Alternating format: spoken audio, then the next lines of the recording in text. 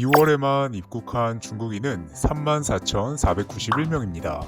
그리고 작년 12월 30일부터 현재까지는 51만 5,890명의 중국인이 한국을 방문하였습니다. 현 국민청원의 중국인 입국 금지는 67만 명에 달하고 있습니다. 1월 26일에는 정부를 믿고 걱정하지 말 것을 당부하였습니다. 많은 댓글들이 달렸고 이 기사에 대한 부정적인 댓글들이 많이 달렸습니다.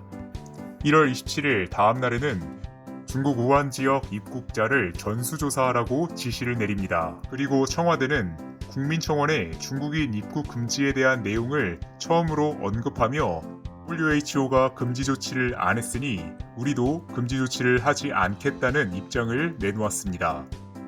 1월 28일 문재인 대통령은 이런 말도 합니다. 1월 29일에는 이런 기사도 있었습니다. BS에서 얘기한 것이고 이기범 국제법센터장은 WHO가 비상사태를 선포하면 입국 금지 근거가 마련된다고 하였습니다. 또한 1월 29일 같은 날에 중국 우한 지역민 1만 2천 명이 캄보디아를 거쳐 한국에 입국했다는 사실이 보도가 되었습니다. 문재인 대통령이 중국 우한 지역 입국자를 전수조사하겠다고 얘기한 지 이틀 만입니다. 한편 WHO 사무총장은 1월 29일 이런 발언을 합니다.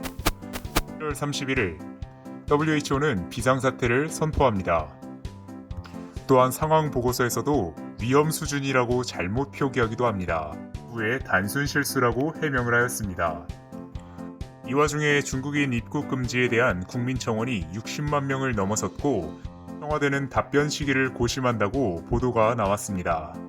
하루에도 약 10,000명의 중국인이 입국을 하는 상황에서 이틀 동안 고심을 한 뒤에 때는 중국인 단기 비자 발급을 중단한다고 발표를 하였습니다.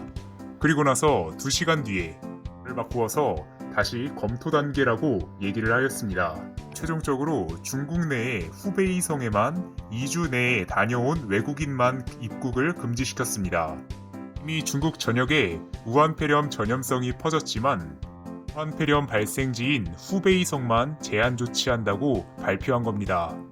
그마저도 이틀 후인 2월 4일에 이것을 실시하겠다고 발표하였습니다.